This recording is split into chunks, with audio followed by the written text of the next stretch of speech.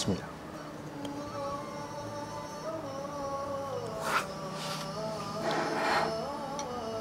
Pari masak masam ke mah? Pari opossum. Bismillah.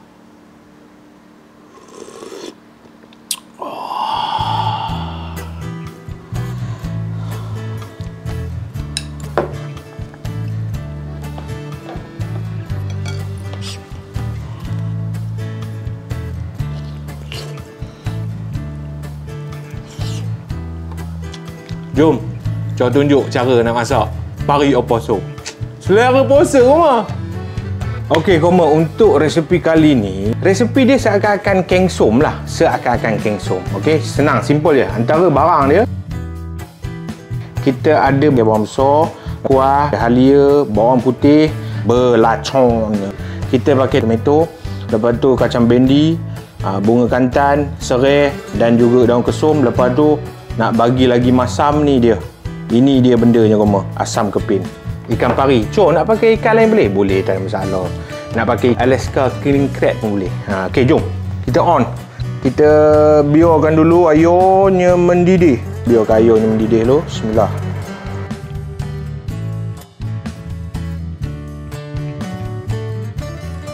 Okey, Koma. Kita dah kisar dia. Lebih kurang lah, tak payah hancur sangat. Sebab kita nak masak dia lama, nanti dia akan lembik dekat dalam tu. Okey. Okay, masukkan itu. Okey, mantap. Masukkan serai. Masukkan serai. Bendi ni, orang dulu dia makan memang nak yang betul-betul lembut rumah. Bau dia memang padu dedon lah. Kemudian kita akan masukkan ikan pari. Ikan pari pun nak lama sikit lah Koma. Nak lama sikit.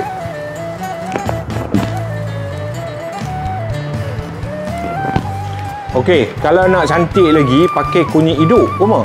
Sebab saya color dia macam kengsom, dia kunyit tu kan. Tapi Cor tak ada kunyit hidup, kita masuk je serobot kunyit. Nampak?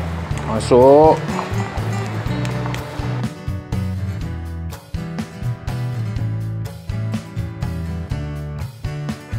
Memang kita akan makan masa lama sikit. Okey, untuk bagi dia lembut apa semua bendi tu. Lepas tu kita masukkan ni. Masukkan asam kepin. Bila dia dah legak tu Koma, masuk macam ni. Ini style ni lah Koma. Ini style popoh kita. Mana ada buang tangkai masuk terus sap gitu lah. Daun kesum, bunga kantan, tomato je last sekali. Pasal tomato ni cepat layu kan. Kemudian ini cabai masak dengan cabai burung ni kita masuk sap. Settle mah. Bukannya susah masak. Tapi yang ini saya ingat Cor pernah bekerja sama dengan warga Thailand sebelum ni. Nama dia kalau tak silap Cor lah, maafkan Cor. Nama dia Tong Kemi. Tong Kemi nama dia. Dia seakan-akan kengsom. Kengsom dia lagi, kalau tengok colour dia tu macam tempoyak. Dia punya kuning dia tu kuning likat. Yang ni dia macam cerai-cerai je tu. Gulai masam, orang Melayu gulai masam. Nama dia opossum, bukan kengsom.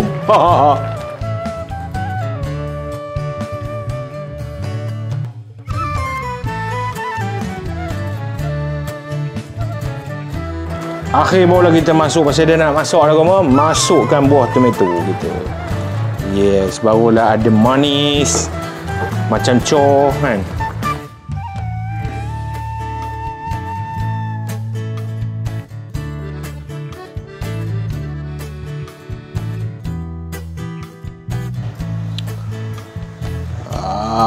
Tu ikan pari ni dia lembut lah Koma. Kalau ambil yang orang kata pari muda. Kan. Kalau lah ini Cor beli yang pasar raya punya, nampak dia kalau kampungnya lagi cantik, lagi sedap lah kan. Ni pasar raya punya biasalah. Daun kesum dengan bunga kantan tu yang bangkitkan aroma dia tu. Bunga kantan ni kalau beli lebih daripada sekuntum Koma, macam rasa macam nak bayar duit installment kereta.